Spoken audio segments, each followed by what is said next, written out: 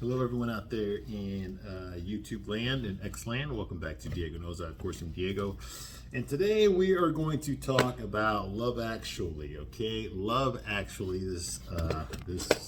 Well, it's a piece of shit. That's what it is. It's a piece of shit rom-com from 2003. I cannot tell you how many times I've been forced to watch this fucking piece of shit movie. Now, you see it all the time on TV and stuff. You'll get like some actress in there. Like the one I'm thinking about right now is Elizabeth Berkley, I think. Yeah. She went on the media circuit. She was being interviewed. And when she was making the Charlie's Angels movie, remember that piece of shit from 2019? Well, yeah, I never saw it either. Nobody did. Okay, but they asked her, I think somebody asked her, these were planned questions, okay? They asked her why was it important that you make a Charlie's Angels movie. Okay.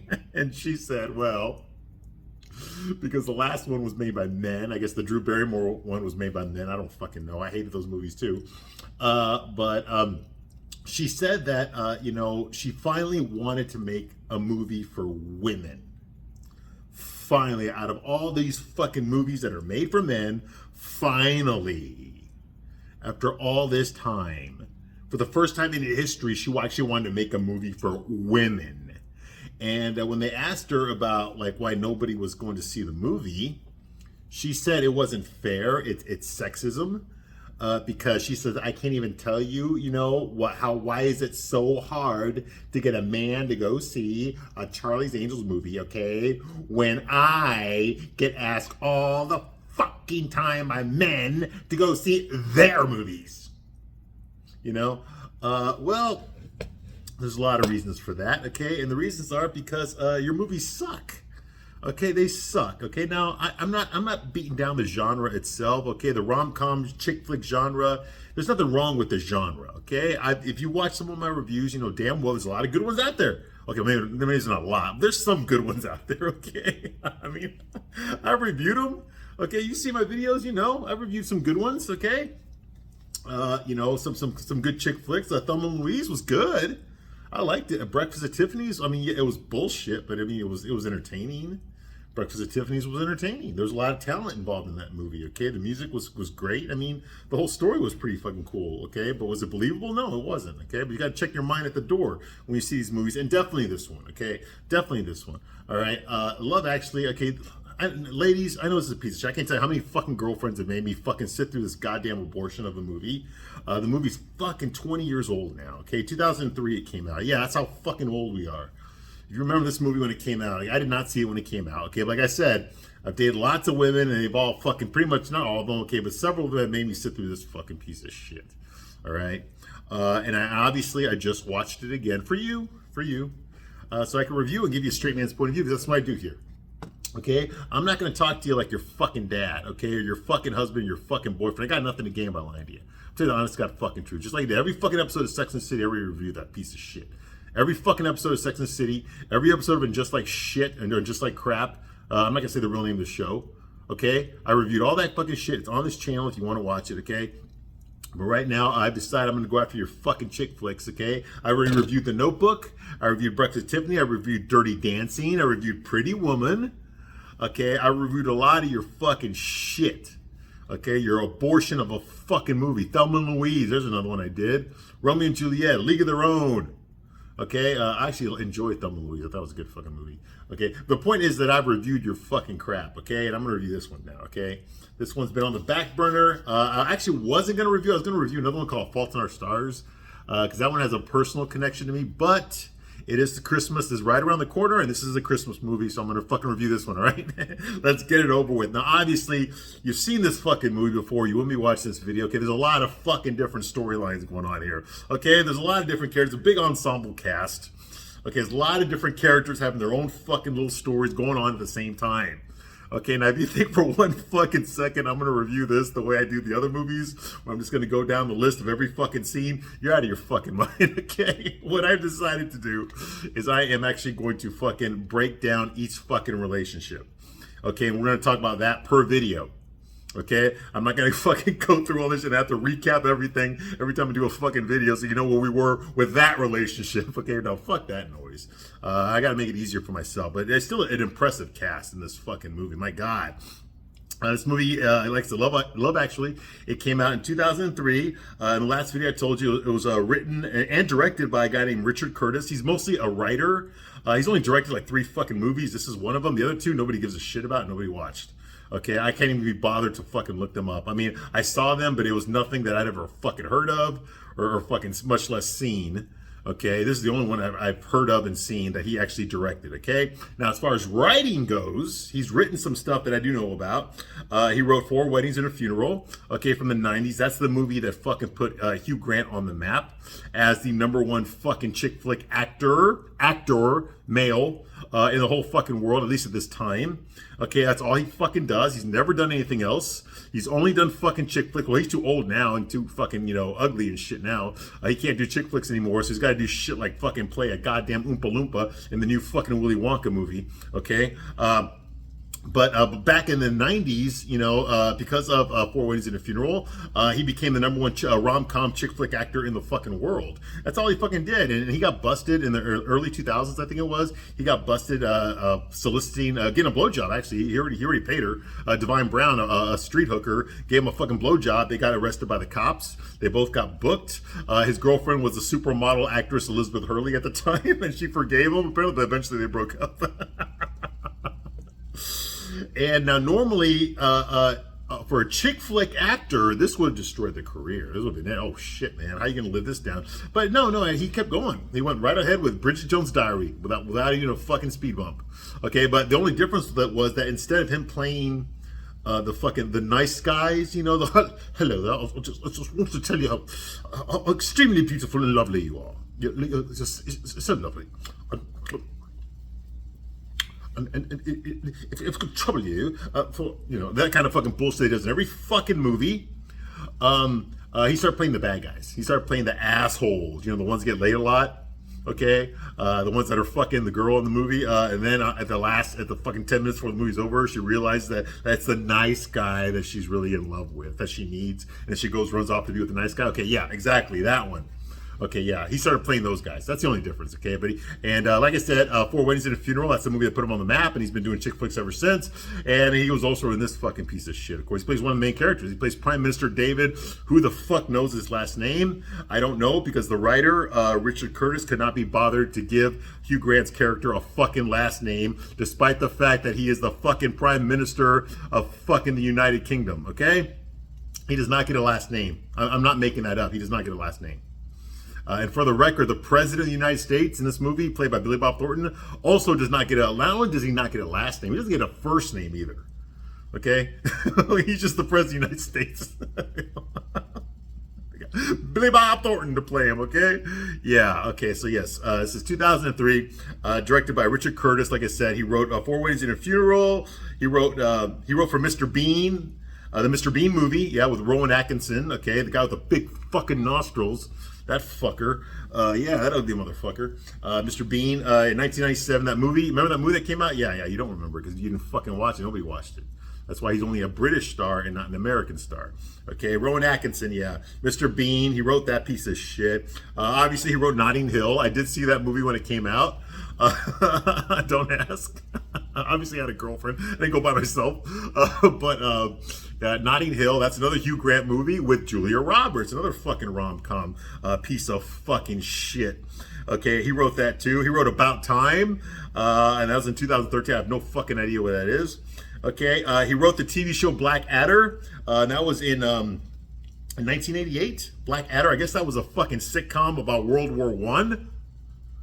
In the trenches, with fucking mustard gas and all that shit. Yeah, apparently that was a sitcom, and Rowan Atkinson was, I guess that's what made him a star over there, not here, over there. He wrote for that show too. So I guess he's good friends with Rowan Atkinson. And guess what? Guess who's in this movie? Rowan Atkinson. Mr. Bean is in this fucking movie too. You see how they do that? They keep fucking bringing the same actors. You know, the writers and directors, they all know each other. They bring the same people to every fucking project that they work on, okay? And well, what do you know? He was a producer on Bridget Jones movies as well. Holy shit, with Hugh Grant. Okay? Yeah, and Colin Firth was in those movies too, okay? And guess what? He's in this movie too. Holy shit. What a fucking coincidence, you know? He also wrote Mamma Mia Part 2, Electric Boogaloo, okay? And now if you're going to ask me, did I go see Mamma Mia Part 1 and Part 2? I did not. And the reason I didn't is because I'm not fucking gay. That's why I didn't go see it, all right? Okay, so there's all that kind of bullshit going on here. Yeah, Notting Hill, Bridget Jones' Diary, and every other fucking gay fucking chick flick movie out there. All right, so it's written by him. This is his third movie he's directed. Okay, and it is a piece of shit. But he's friends with all the actors. That's why I think like he basically pulled up his Rolodex and said, okay, who can I get in my movie? You know, hey, Hugh Grant, can you do like maybe like 15 minutes of screen time in my fucking movie here that I'm trying to do? And he just started calling everybody, and they all showed up because he's written them in a bunch of fucking movies, and that's what fucking happened. And by the way, this is a British production. It's a British movie. It takes place in London. Okay, and they don't fucking like Americans in this fucking movie, which is kind of fucked up considering we bailed you out of all the fucking world wars that we've had in the past 150 years. But you repay us with fucking making fun of us? You out of your fucking mind? Okay, you know what fucking England would be without the fucking United States of America? You'd be nothing. You know what you are, England? You know what you are, you fucking limeys? Okay, you're our favorite fucking colony. That's what you fucking are. You can't do a goddamn thing without us now. Fuck you. All right, now, like I said, there's a lot of fucking storylines going on here. Not all of them have satisfactory conclusions. Some of them actually have some fucked up endings too, man. Really, see, there's just too many storylines going on here. I counted. There's actually, was it 8? There's actually 9 different storylines going on in this fucking movie. 9 different storylines. Okay. And if you think I'm going to talk about all of them, get the fuck out of here, okay? I'm only going to talk about the ones that deal with the relationships, okay? So that's going to leave out one of the storylines. The one I'm going to leave out is the one with Billy Jack, okay? I do not know who this fucker is, okay? I don't care to look him up, okay? But he doesn't fall in love with anybody in this movie. He's this fucking old rock star who just shows up in all these scenes. He's trying to revitalize his career. He's trying to sing the song fucking, what was the name of the song?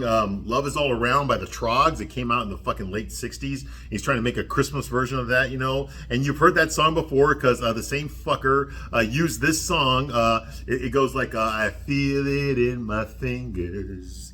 I feel it in my toes. Dun, dun, dun, dun. Yeah, that piece of shit. Okay, the Troggs. Love Is All Around Us. Okay, that song came out in 1967.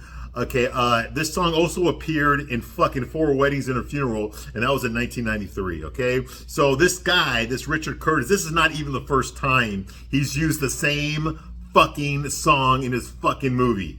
Okay, and we hear it over and over again because that's the song that this guy, Billy Buck, whatever the fuck his name is, who gives a shit? Okay, he doesn't fall in love with anybody.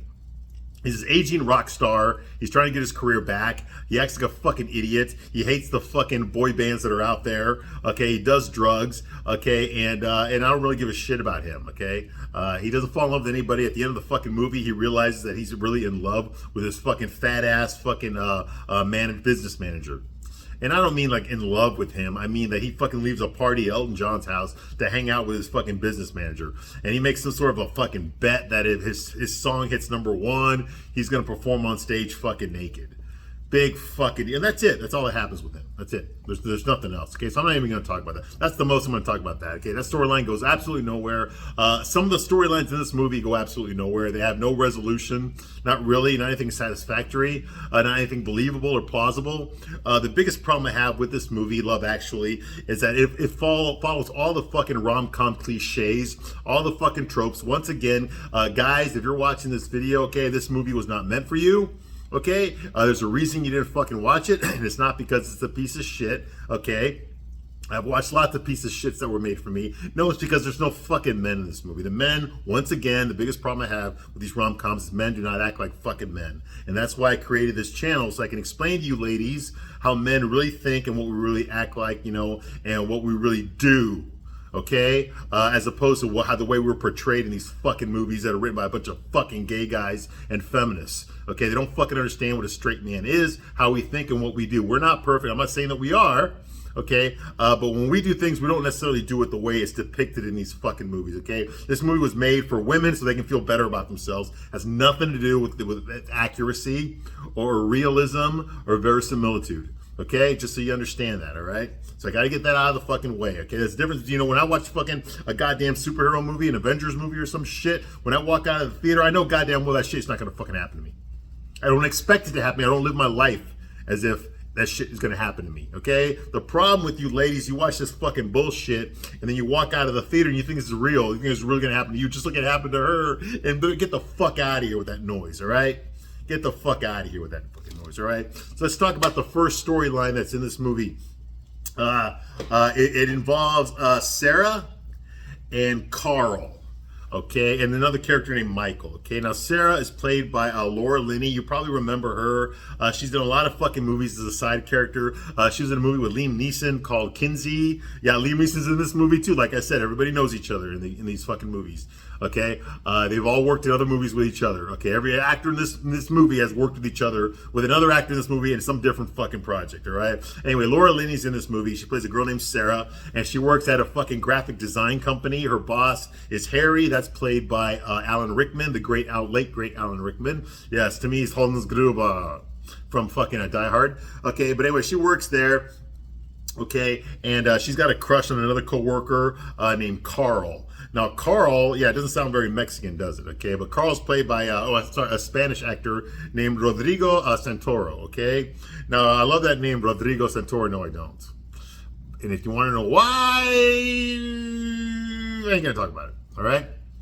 Let's just say I don't like the name Rodrigo. I've never liked the name Rodrigo. Okay. All right. Okay. Anyway, this guy's name is Rodrigo Santoro. Yeah. And I remember him from fucking 300. He played Xerxes. He played the god, the man god, or whatever. The guy that thought he was, in 300, with Gerard Butler and shit, They fucking, 300 Spartans, okay, yeah. He was Xerxes in that. Okay, with the bald head, he was a big giant, that's Rodrigo Santoro, okay? He was also in one episode of fucking Lost, okay? That TV show about the people that got stuck on the island, all right? And that's it. That's where I remember him from. That's all I fucking remember him from. But anyway, he's in this too. Okay, he plays another co-worker. They work at this graphic design company. Laura Linney. Now, her story, she's kind of a nerd girl. Okay, she's very shy, a little bit introverted. I mean, she has friends and stuff. It's very likable, but she doesn't have very much self-confidence. Okay, and she's always kind of a fuddy-duddy type of girl, the Bridget Jones type, like just knocking over things and a little bit clumsy, a little bit unsure of herself, and that kind of thing. Talks to herself a lot. That happens a lot in this fucking movie. Characters talk to themselves. Okay. Anyway, so she works with Harry. I said Alan Rickman's character. That's her boss. Okay, and she thought that Mark. The movie starts off at a wedding. Okay, between this black guy named Peter and this white girl named Juliet. Okay, the black guy is played by Etua Shaffer or Shetue. I can't fucking say his name. The guy from 12 Years a Slave. Okay, and his best friend Mark. Okay, and Mark is played by Andrew Lincoln. Okay, who you fucking know. From fucking Walking Dead. Anyway, they're marrying fucking Peter, the black guy, is marrying Juliet. Juliet's played by Keira Knightley. Yes, you know who she fucking is. Okay, Pirates of the Caribbean, Keira Knightley. They're getting married. Okay, so she's at this wedding. Okay, and she's sitting there next to Jamie, played by Colin Firth. He's got his own fucking storyline going on. We'll get to that later. They're sitting next to together because she's got a boyfriend. Okay, and they're at this fucking wedding. Okay, and Colin actually has a girlfriend. Sorry, not Colin. Colin Firth's character, Jamie, has a girlfriend, but she didn't want to go to the wedding. She told him to go by himself. So he did. Okay, so he's sitting there next to fucking Sarah at this fucking wedding. Okay, and we'll get to the wedding later. Okay, but anyway, after the wedding, during the reception, obviously the bride and groom were dancing with each other. Okay, and you got Mark there. Mark is the groom's best man and best friend. Okay, he owns an art gallery. Okay, and he's sitting there and he talks to fucking Sarah. Sarah talks to him, and she notices that Mark is really looking like giving fucking evil eyes at his fucking best friend there dancing with his wife. So Sarah assumes that Mark is gay, and that he's in love with Peter, his best friend, and that he's sad that he picked a hot, fucking, a skinny, hot white girl over him. Okay, that's what she thinks, you know, and I would think the same thing too. He does not look like Rick fucking Grimes from fucking Walking Dead. He's clean shaven. He looks like a fucking pretty boy wannabe type of guy. All right. So she basically says, like, are you in love with him? He's like, no. He's just my friend. I'm not looking at his ass or nothing like that. No, you know, that kind of fucking thing. All right. So that happens. Okay. Blah, blah, blah. Okay. So she takes Mr. Move. Okay. Harry, by the way, her boss, okay, he counsels Sarah. He counsels her. He realizes that she's got the hots for fucking Carl, another co-worker that also works for him. So he likes to, you know, he being a supervisor and shit, he likes to jump into his employees' personal lives and give them advice on what to do with their personal fucking love lives. And even though it goes against all fucking HR, he tells her that she needs to go ask him out. Okay, because it's pretty obvious. He can feel the tension in the office every time he comes into work. All right, and she, you know, and she corrects him. She's not actually got a crush on Carl. Okay, she's actually in love with him. You're in love with a guy you don't fucking know. Okay, now I can understand when you're in high school. This happens all the time. It's happened to me several times in high school. Okay, but not so much when you're an adult. When you're adult, you pretty much don't really fall in love. You don't know what falling in love is like until you've actually been in love. And then you know the difference between being infatuated, okay, or having a crush and actually being in love with somebody. Okay, in order for you to be in love with somebody, you have to know them. You have to know them pretty well. Okay, not 100%, but you got to know them pretty well. She does not really know Carl other than where he fucking works, what his job is, and where he works. That's it. Okay, so she doesn't really, not really in love with him. She's got a crush on him, an office crush is what she, or she's infatuated with him. Okay, whatever she doesn't know about him, she's already made it up in her imagination to make him the perfect fucking guy. Okay, that's what I'm fucking talking about. All right.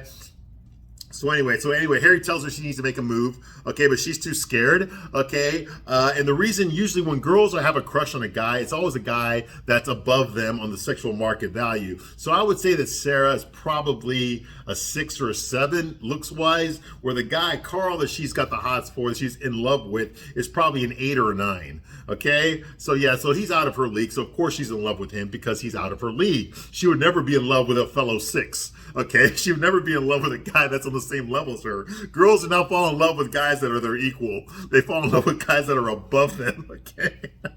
And that's true, okay? I know what it's like to have crushes on women, okay, at work, okay? And I've also know what it's like to have the girl have a crush on me, too, as well. I know what that's like as well, okay? I'm telling you, okay, girls will have crushes on guys, okay, that are on the same level as them, okay? And definitely not below them. Always on a guy who's above them on the sexual market value, the hierarchy there, okay?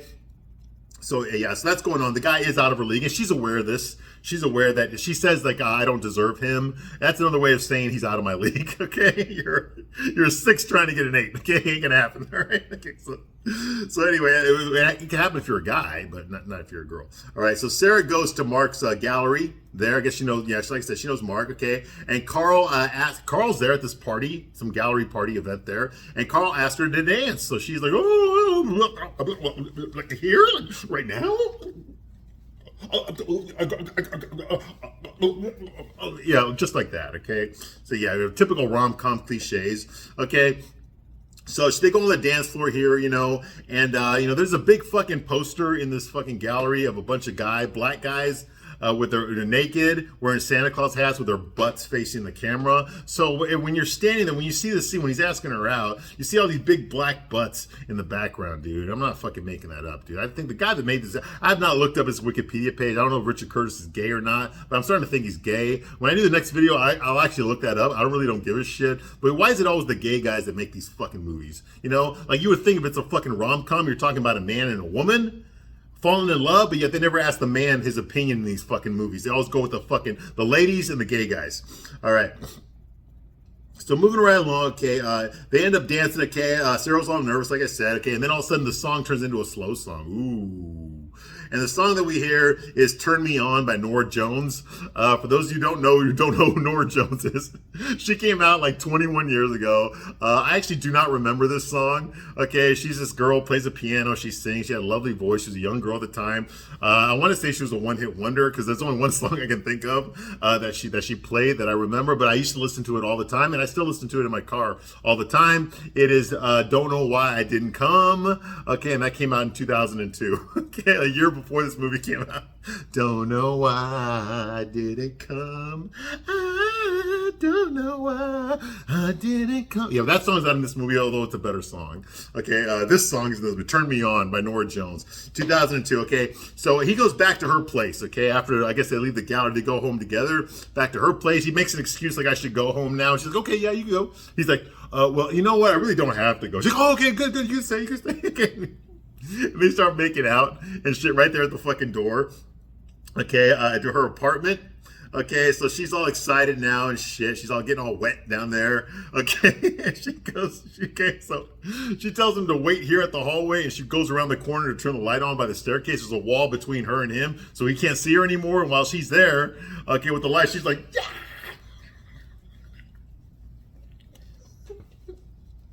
Just like that, and then she walks around.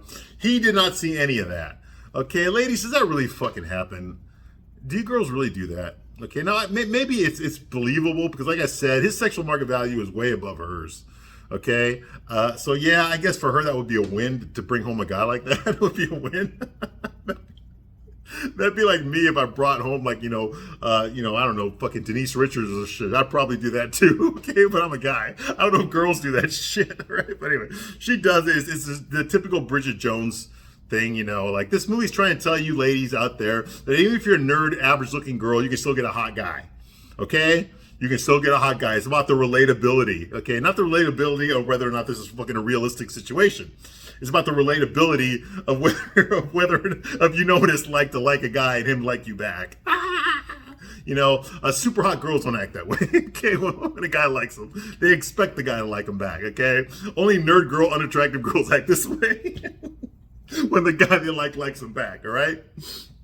All right. But then again, once again, women confuse sex with love. Okay, you think that if you give him sex, he's going to fall in love with you. No. There's two different things, all right? Moving right along. Okay, she tells him to wait there for 10 seconds. She goes upstairs to her room, and she tries to clean it up because her fucking flat is a fucking shithole. Okay, she's got fucking stuffed bears and pantyhose in the bed. And if she cleans it all up, then he goes up there and meets with her. Okay, and they start getting it on. They start kissing, start taking each other's clothes off awkwardly. She gets her dress stuck, midway off and shit, And then he starts fucking sucking her titties. Yeah, we get to see some titty here. Laura Linney's titties. You get to see them here. We did not get to see them in the Congo movie. Remember that from the 90s? The Michael Crichton movie, she was in that too. We did not get to see them in Searching for Bobby Fischer. Remember that movie about the chess prodigy with Ben Kingsley?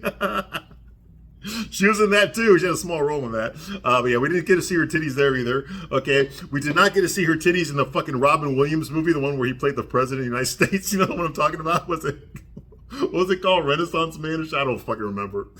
I'm just trying to think of what movies have I seen her in. Okay, she's probably done a lot of TV shows, but I don't give a fuck. All right?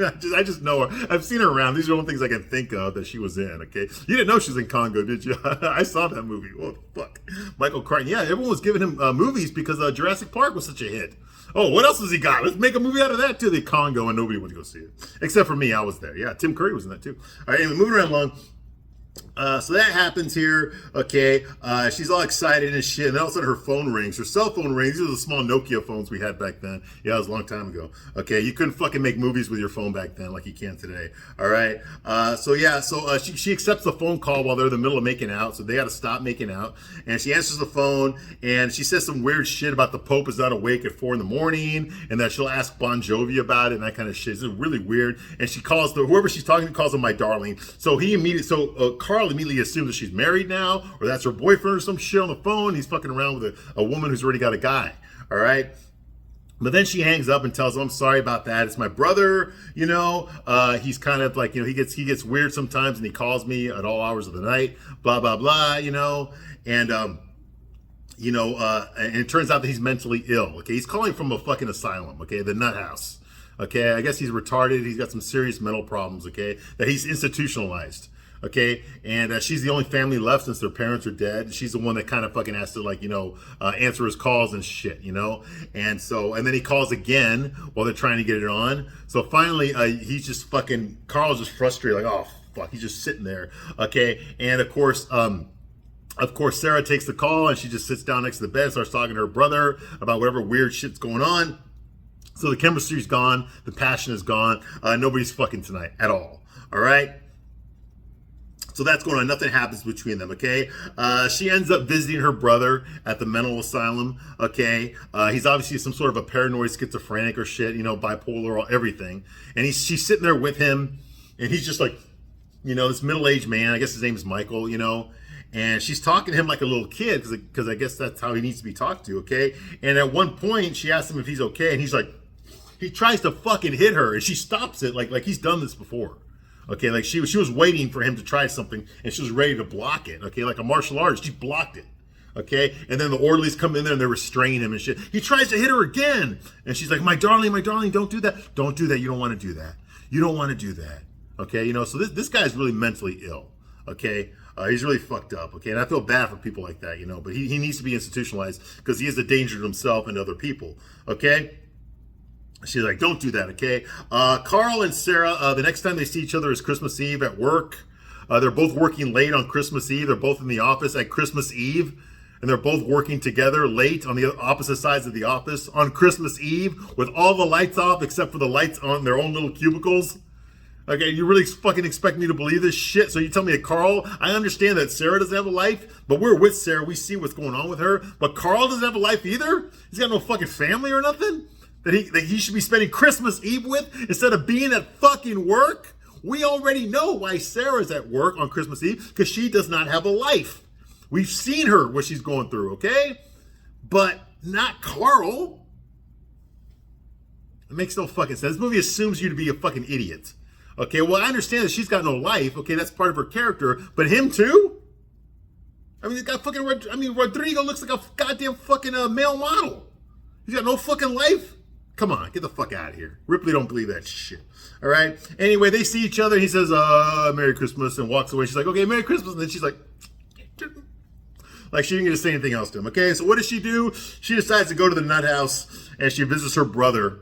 And she brings some Christmas presents, and she puts some fucking Santa Claus hats on. And that's how she spends Christmas with her brother in the fucking nut house. And that is the end of that storyline.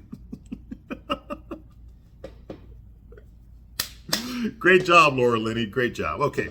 All right. I'm going to stop my review right here. I'll be back shortly to continue my review. We'll do the next storyline in my next video. The next storyline is going to be one of the bigger ones. It's going to be the one with Hans Gruber. No, I'm sorry. Alan Rickman's character. Harry. He's not given a last name. And his wife, Karen, by Emma Thompson. She's not given a last name either. Okay. And the woman that's trying to fuck him, Mia, who's the secretary, okay? She's not giving a last name either, okay? So we'll do that storyline in the next video, all right? Thank you for watching this long.